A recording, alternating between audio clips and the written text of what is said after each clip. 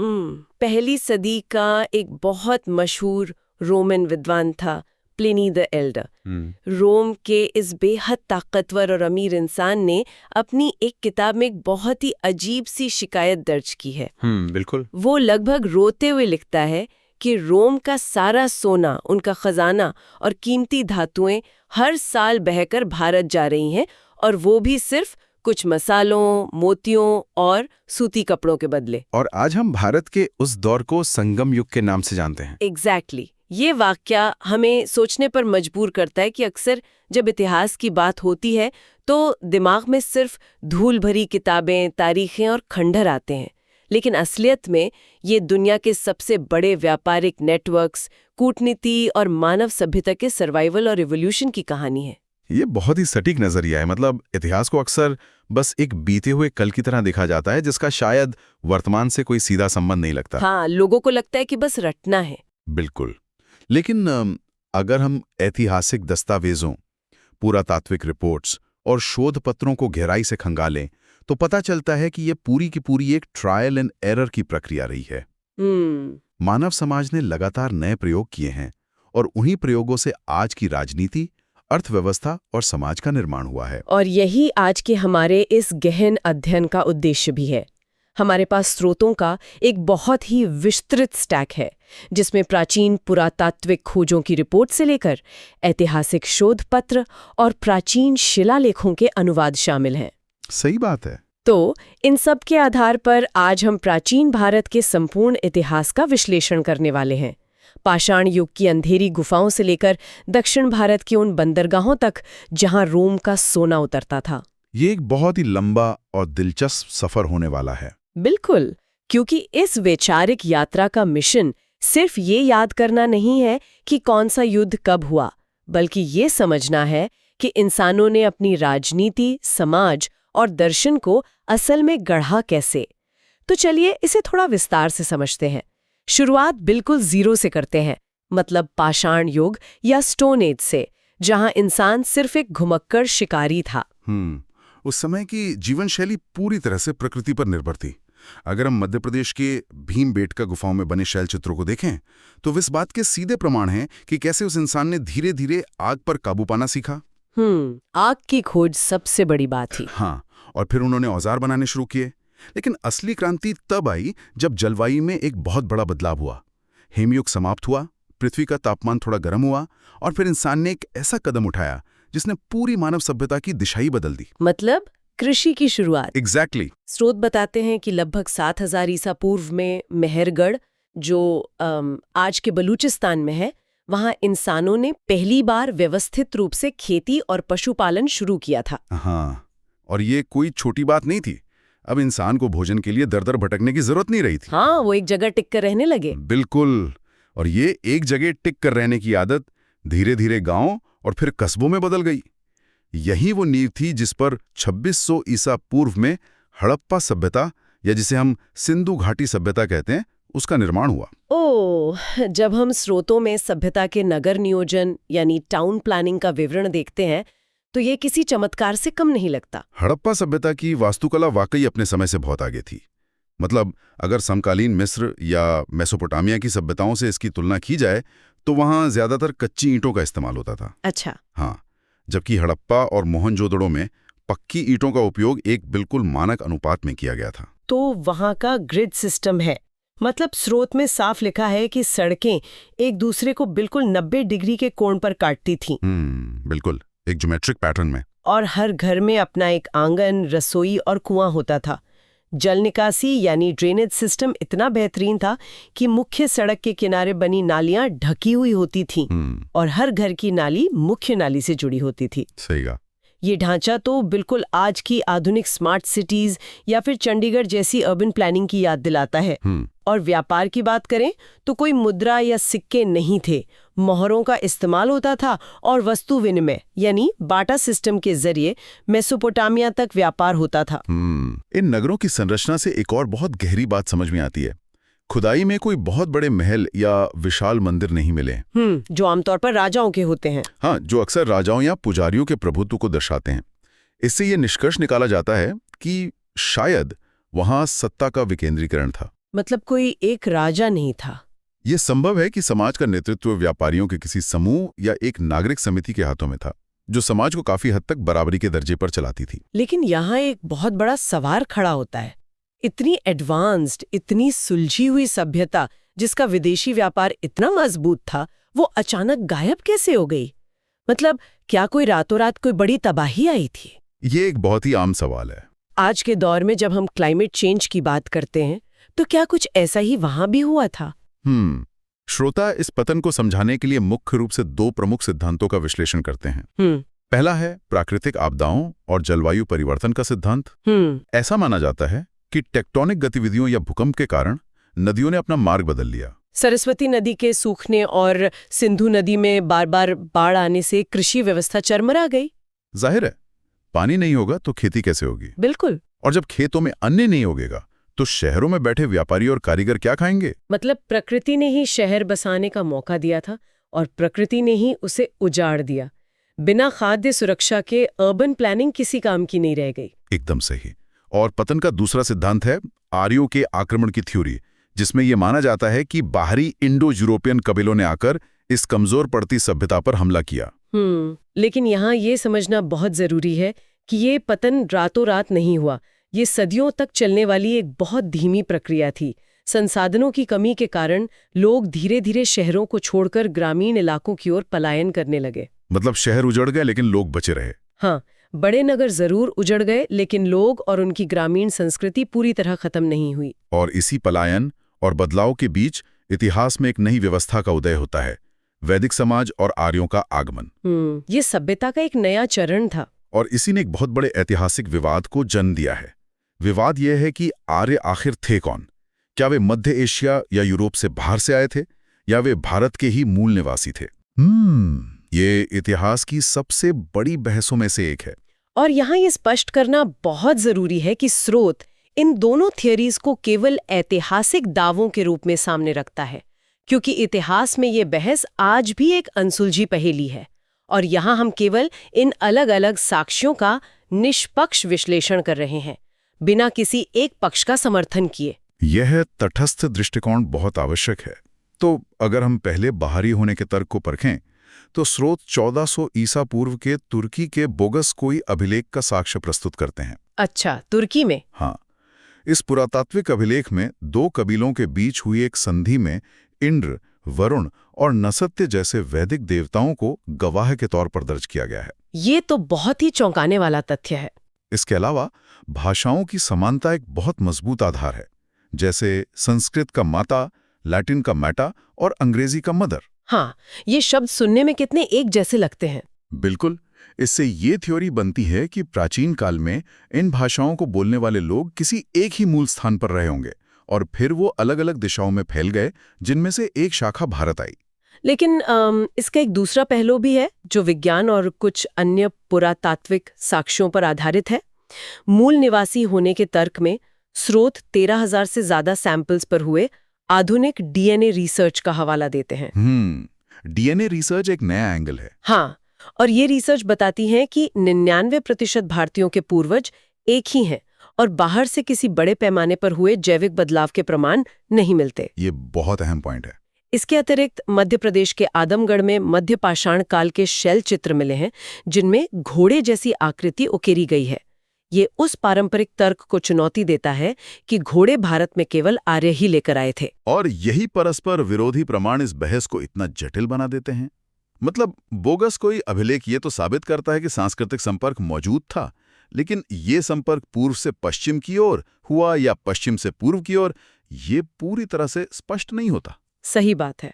खैर, अगर हम इस उत्पत्ति विवाद से आगे बढ़कर उनके समाज के काम करने के तरीके को देखें, तो शुरुआती ऋग्वेदिक काल का समाज बहुत ही सरल प्रतीत होता है। वो मुख्य रूप से पशुपालन पर निर्भर समाज था। हाँ, जहाँ गायों को ही सबसे बड़ी संपत्ति माना जाता था। मतलब युद्ध जमीन के लिए नहीं बल्कि गायों की खोज के लिए होते थे, जिन्हें गविष्ठी कहा जाता था। और जो राजा होता था, जिसे राजन कहते थे, वो कोई जन्मजात निरंकुश शासक नहीं था। बिल्कुल नहीं। उस समय राजनीतिक इकाई जन या कबीला होती थी। भूमि पर किसी व्यक्तिगत स्वामित्व की अवधारणा ही नहीं थी। मतलब कोई प्राइवेट प्रॉपर्टी नहीं। राजा को कबीले की रक्षा के लिए चुना जाता था और उसकी शक्ति पर अंकुश लगाने के लिए सभा और समिति जैसी लोकतांत्रिक संस्थाएं मौजूद थी। अरे वाह, मतलब तभी भी डेमोक्रेसी थी। हाँ, और विदित नाम की जो सबसे पुरानी संस्था थी उसमें महिलाओं की भागीदारी भी पुरुषों के समान ही थी। उस समय बलि नाम का जो कर था वो बस स्वैच्छिक था, राजा को दिया जाने वाला एक तरह का उपहार था। और वर्ण व्यवस्था? समाज में 4 वर्ण थे, लेकिन वे जन्म पर नहीं बल्कि व्यक्ति के कर्म और पेशे पर आधारित थे। सो इसका मतलब क्या है? हम देखते हैं कि शुरुआत में राजा को सभा और समिति द्वारा नियंत्रित किया जाता था और महिलाएं भी भाग लेती थीं, लेकिन जैसे ही हम उत्तर वैदिक काल की ओर बढ़ते हैं, तस्वीर पूरी तरह बदल जाती है। बहुत बड़ा बदलाव आता है। कर अनिवार्य हो जाते हैं, सभा में महिलाओं का प्रवेश वर्जित हो जाता है और वर्ण व्यवस्था एक कठोर जन्म आधारित जाति व्यवस्था में तब्दील हो जाती है। तो समाज एक खुली व्यवस्था से इतनी कठोर जन्म आधारित व्यवस्था में क्यों बदल गया? इसके पीछे का मुख्य कारण भूगोल, तकनीक और अर्थव्यवस्था का बुनियादी बदलाव था। वो कैसे? जैसे जैसे ये कबीले पश्चिमोत्तर भारत से निकलकर गंगा यमुना के उपजाऊ मैदानों की ओर बढ़े, उन्हें घने जंगलों का सामना करना पड़ा। तांबे या कांसे के औजारों से इन जंगलों को साफ करना बहुत मुश्किल था। लेकिन लगभग 1000 ईसा पूर्व में लोहे की खोज ने सब कुछ बदल दिया। लोहे की कुल्हाड़ियों से जंगल साफ हुए, लोहे के फाल वाले हलों से गहरी जुताई संभव हुई। अब अर्थव्यवस्था का मुख्य आधार पशुधन से बदलकर जमीन और कृषि हो गया। और जहां जमीन और खेती आती है, वहां पैदावार का सरप्लस यानी कृषि अधिशेष पैदा होता है। एग्जैक्टली। जब खाने से ज्यादा अन्न पैदा होने लगा, तो उस सरप्लस ने राजा को एक स्थायी सेना और एक प्रशासनिक ढांचा बनाने की ताकत दी। मतलब अब राजा ज्यादा पावरफुल हो गया। हाँ, राजा अब केवल कबीले का रक्षक नहीं रहा, बल्कि जनपद यानी एक निश्चित भूभाग का स्वामी बन गया। इस तरह सत्ता का केंद्रीकरण हुआ। अब जब समाज में संपत्ति और सत्ता बढ़ती है, तो उस पर नियंत्रण बनाए रखने के लिए नियम कठोर कर दिए जाते हैं। ये तो हर जगह होता है। बिल्कुल। जो वर्ग सत्ता और ज्ञान पर काबिज था, उसने अपने विशेषाधिकारों को सुरक्षित रखने के लिए समाज को ब्राह्मण, क्षत्रिय, वैश्य और शूद्र जैसे वर्गों में स्थायी रूप से बांट दिया। यज्ञ और कर्मकांड अत्यधिक जटिल और खर्चीले हो गए। लेकिन इतिहास गवाह है कि जब व्यवस्था बहुत ज्यादा दमघोटू हो जाती है, तो उसके खिलाफ एक वैचारिक विद्रोह जरूर जन्म लेता है। और 6ठी शताब्दी ईसा पूर्व में बिल्कुल यही हुआ। सही कह रही हैं। एक तरफ मगध जैसे शक्तिशाली महाजनपद आकार ले रहे थे, लोहे के हथियारों से विशाल सेनाएं बन रही थीं, तो दूसरी तरफ सिद्धार्थ गौतम और भगवान महावीर समाज को एक नया मध्यम मार्ग और अहिंसा का रास्ता दिखा रहे थे। हाँ, ये कालखंड भारतीय इतिहास का एक बहुत बड़ा वैचारिक प्रस्थान बिंदु था। अगर हम इसे बड़ी तस्वीर से जोड़ें, तो इसका उदय केवल आध्यात्मिक कारणों से नहीं, बल्कि तत्कालीन सामाजिक आर्थिक परिस्थितियों के कारण भी हुआ था। अच्छा, इकोनॉमी का भी रोल था इसमें? बिल्कुल। कृषि और व्यापार बढ़ने से वैश्य वर्ग के पास बहुत धन आ गया था, लेकिन कठोर वैदिक व्यवस्था में उन्हें वो सामाजिक सम्मान प्राप्त नहीं था जो ब्राह्मणों या क्षत्रियों को था। बौद्ध और जैन धर्म ने उन्हें वो सामाजिक समानता प्रदान की। ये तो बहुत लॉजिकल है। बुद्ध ने मध्यम मार्ग का उपदेश दिया। उन्होंने 4 आर्य सत्य बताए कि संसार में दुख है, दुख का कारण तृष्णा है, दुख का निवारण संभव है और अष्टांगिक मार्ग इसका साधन है। दूसरी ओर भगवान महावीर ने जैन धर्म के 24वें तीर्थंकर के रूप में अहिंसा को सर्वोच्च स्थान दिया। जैन धर्म के 5 महाव्रतों में अपरिग्रह यानी संपत्ति इकट्ठा ना करने का सिद्धांत मुझे बहुत दिलचस्प लगता है। अगर इसे गहराई से देखा जाए, तो ये उस समय उत्तर वैदिक काल में हो रहे संपत्ति के जमावड़े और लालच के खिलाफ एक सीधा आर्थिक और वैचारिक विद्रोह था। बिल्कुल, ये संपत्ति के केंद्रीकरण पर एक प्रहार था। और जैन दर्शन का एक और सिद्धांत है जो स्रोतों में बहुत प्रमुखता से उभरता है, अनेकांतवाद। स्रोत इसे समझाने के लिए अंधे लोगों और हाथी की बहुत ही मशहूर कहानी का उपयोग करता है। हाँ, वो कहानी बहुत सटीक है। एक व्यक्ति ने हाथी का पैर छुआ तो उसे लगा कि हाथी खंबे जैसा होता है। दूसरे ने कान छुआ तो उसे लगा हाथी पंखे जैसा होता है। अगर इसे एक एनालॉजी से समझा जाए तो ये एक प्रिज्म की तरह है। प्रिज्म का उदाहरण बहुत अच्छा है। जब सफेद रोशनी प्रिज्म से गुजरती है तो अलग अलग रंग दिखाई देते हैं। सच्चाई इस बात पर निर्भर करती है कि आप किस एंगल से देख रहे हैं। हाँ, ये प्रिज्म वाला उदाहरण इस जटिल दर्शन को बहुत सरलता से स्पष्ट करता है। इसी का व्यावहारिक रूप स्यादवाद है, जिसका अर्थ है कि सत्य हमेशा परिस्थितियों के सापेक्ष होता है। मतलब कोई भी एक सच एब्सोल्यूट नहीं है। एग्जैक्टली। जैन दर्शन ये मानता है कि कोई भी विचार या कथन पूर्ण रूप से अंतिम या 100% सही नहीं होता। उस दौर में जब वैदिक कर्मकांडों और नई दार्शनिक सोच के बीच भारी टकराव चल रहा था, तब अनेकांतवाद ने समाज को बौद्धिक सहिष्णुता का एक बहुत बड़ा टूल दिया। और भाषाओं का भी तो फर्क था। हाँ, इन दोनों धर्मों ने आम जनता की भाषाओं जैसे पाली और प्राकृत का उपयोग किया, जिससे उनकी पहुंच बहुत व्यापक हो गई। और इस नई वैचारिक और सामाजिक ऊर्जा, व्यापारिक धन और लोहे की ताकत ने मिलकर अंततः राजनीतिक एकीकरण का रास्ता साफ किया। छोटे छोटे जनपदों की जगह अब बड़े साम्राज्य लेने लगे। और इसी पृष्ठभूमि में उदय हुआ भारत के पहले और सबसे विशाल साम्राज्य का, मौर्य साम्राज्य। चाणक्य की रणनीति कूटनीति और चंद्रगुप्त मौर्य की सैन्य ताकत ने नंद वंश को उखाड़ फेंका और एक ऐसा साम्राज्य खड़ा किया जो आज के अफगानिस्तान से लेकर दक्षिण भारत तक फैला था। मौर्य साम्राज्य की असली सफलता सिर्फ उसके भौगोलिक विस्तार में नहीं थी, बल्कि उसके केंद्रीकृत और सुव्यवस्थित प्रशासन में थी, जो हमने इंडिका में पढ़ा है। हाँ, यूनानी राजदूत मेगास्थनीज ने अपनी पुस्तक इंडिका में मौर्य प्रशासन की जो बारीक तस्वीर खींची है, वो एक अत्यधिक संगठित नौकरशाही को दर्शाती है। लेकिन इस साम्राज्य के इतिहास में सबसे बड़ा मोड़ सम्राट अशोक के शासनकाल में आता है। 261 ईसा पूर्व का कलिंग युद्ध। श्योर। स्रोत बताते हैं कि इस युद्ध का रक्तपात इतना भयानक था कि लगभग 1 लाख लोग मारे गए और 1.5 लाख से ज्यादा बंदी बनाए गए। ओह, वो मंजर कल्पना से परे रहा होगा। इस तबाही ने अशोक के मनोविज्ञान पर इतना गहरा प्रभाव डाला कि उसने हमेशा के लिए सैन्य विजय का विचार ही त्याग दिया। उसने धम्म का मार्ग अपनाया, लेकिन ये धम्म केवल बौद्ध धर्म का प्रचार नहीं था। तो क्या था? ये इतने बड़े और विविध साम्राज्य को एक सूत्र में बांधे रखने के लिए एक प्रकार की नागरिक आचार संहिता यानी सिविक कोड था।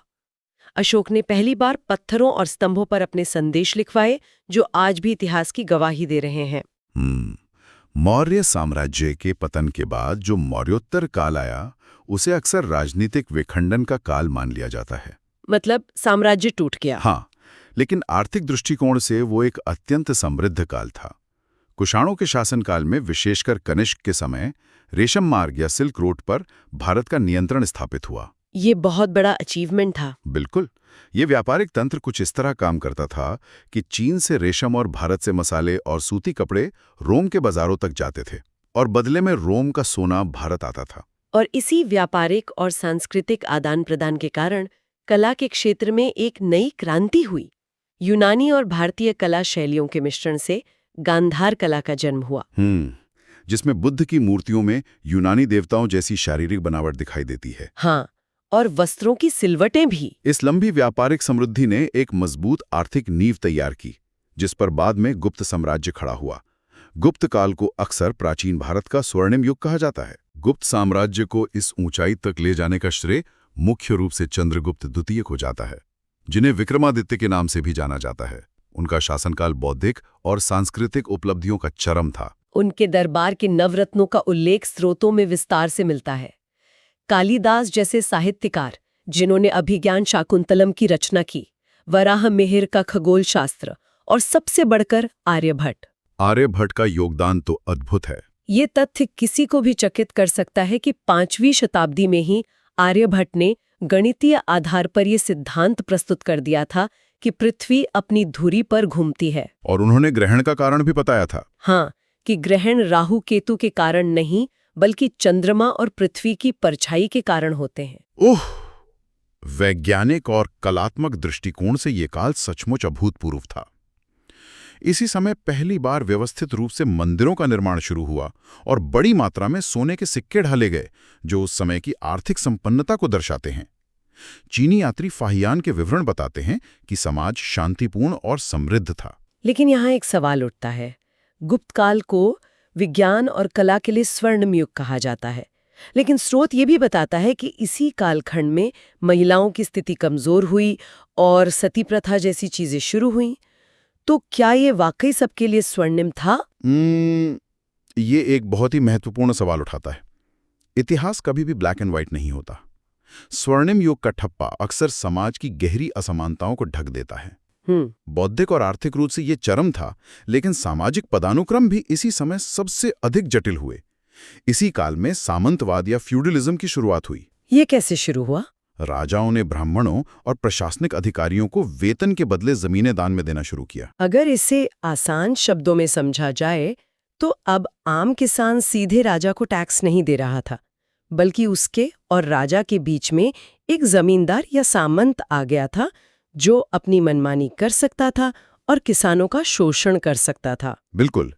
इसी कारण से किसानों और निचले वर्गों की स्वतंत्रता छिनने लगी। वर्ण व्यवस्था अब उपजातियों में बंटकर और अधिक कठोर हो गई। इसलिए जो वर्ग सत्ता और ज्ञान के केंद्र में थे, उनके लिए ये निश्चित रूप से एक स्वर्णिम युग था, लेकिन हाशिए पर रहने वाले लोगों के लिए ये सामाजिक बंधनों के कसने का समय था। ये एक बहुत ही जरूरी और संतुलित नजरिया है। अब जबकि उत्तर भारत साम्राज्यों के बनने और बिगड़ने का गवाह बन रहा था, होड़ों के आक्रमण हो रहे थे, तब दक्षिण भारत में एक बिल्कुल अलग और समृद्ध दुनिया आकार ले रही थी। ओह, आप संगम युग की बात कर रहे हैं? हाँ, 300 ईसा पूर्व से 300 ईस्वी तक चला संगम युग। दक्षिण भारत के चोल, चेर और पांड्य राज्य और उनका साहित्य व अंतर्राष्ट्रीय व्यापार। इस युग की सबसे बड़ी विशेषता मदुरै में आयोजित होने वाली तमिल कवियों और विद्वानों की महान सभाएं थीं, जिन्हें संगम कहा जाता था। इन्हीं सभाओं में तोलकाप्पियम जैसे महान ग्रंथ और अनगिनत कविताओं की रचना हुई। लेकिन कैसे कविताएं और साहित्य केवल कला नहीं है, बल्कि एक पूरी अर्थव्यवस्था को समझने का जरिया है, ये स्रोतों से साफ पता चलता है। इन कविताओं में कृषि करों का विवरण है, समाज के विभिन्न वर्गों का उल्लेख है और इनका जो व्यापारिक नेटवर्क था वो हैरान करने वाला था। मुजरिस बंदरगाह के बारे में जो जानकारी मिलती है वो अद्भुत है। रोमन साम्राज्य के साथ विशाल व्यापार हो रहा था। नाविकों ने अरब सागर में चलने वाली मानसूनी हवाओं के चक्र को समझ लिया था। ये तो बिल्कुल आज के ग्लोबलाइजेशन और इंटरनेशनल एक्सपोर्ट हब जैसा है। एग्जैक्टली। कैसे कविता है और संगम साहित्य केवल कला नहीं है, बल्कि एक पूरी अर्थव्यवस्था, व्यापार मार्ग और समाज को समझने का सबसे प्रामाणिक ऐतिहासिक डेटाबेस है। और यही वो व्यापार था जिसका रोना प्लिनी दी एल्डर हो रहा था। वो जो हमने शुरू में बात की थी। दक्षिण भारत के तटों पर आज भी होने वाली पुरातात्विक खुदाई में बड़ी संख्या में रोमन सिक्के मिलते हैं, जो इस विशाल अंतर्राष्ट्रीय व्यापार का भौतिक प्रमाण है। सामाजिक स्तर पर भी संगम युग उत्तर भारत से काफी अलग था। वहां महिलाओं को शिक्षा का अधिकार प्राप्त था। अव्वयार जैसी महिला कवियों का नाम आता है। बिल्कुल, उन्होंने संगम साहित्य में बड़ा योगदान दिया। समाज में गंधर्व विवाह जैसे प्रेम विवाह मान्य थे, हालांकि विधवाओं की स्थिति वहां भी बहुत अच्छी नहीं थी। तो अगर इस पूरी यात्रा को समेटा जाए, गुफाओं की आग से लेकर रोम के साथ वैश्विक व्यापार तक और कबीलाई सभाओं से लेकर विशाल साम्राज्यों तक, ये इतिहास केवल किताबों के पन्नों में कैद नहीं है। नहीं, बिल्कुल नहीं। ये मानव के लगातार सीखते रहने और आगे बढ़ने की कहानी है। और सुनने वालों को ये विचार करना चाहिए कि आज हम जो भी हैं, हमारा लोकतंत्र, हमारे बाजार, हमारे दर्शन, वे अचानक नहीं बन गए। वे इन्हीं हजारों सालों के ट्रायल एंड एरर का परिणाम है। आज की दुनिया उसी ऐतिहासिक श्रृंखला की एक कड़ी मात्र है। यह एक बहुत ही गहरा निष्कर्ष है। इस विस्तृत चर्चा के बाद इतिहास के इस मैराथन अध्ययन को आज यहीं विराम देते हैं। लेकिन जाने से पहले एक विचार पर गौर किया जाना चाहिए। जरा सोचिए, आज से 2000 साल बाद जब भविष्य के इतिहासकार हमारे इस डिजिटल युग का अध्ययन करेंगे, तो क्या वे इसे एक स्वर्णिम युग मानेंगे या सूचनाओं की अराजकता का काल? हमारा अपना संगम साहित्य या अशोक का स्तंभ क्या होगा जो हमारे बाद बचेगा? यह एक ऐसा सवाल है जिस पर हम सबको विचार करना चाहिए।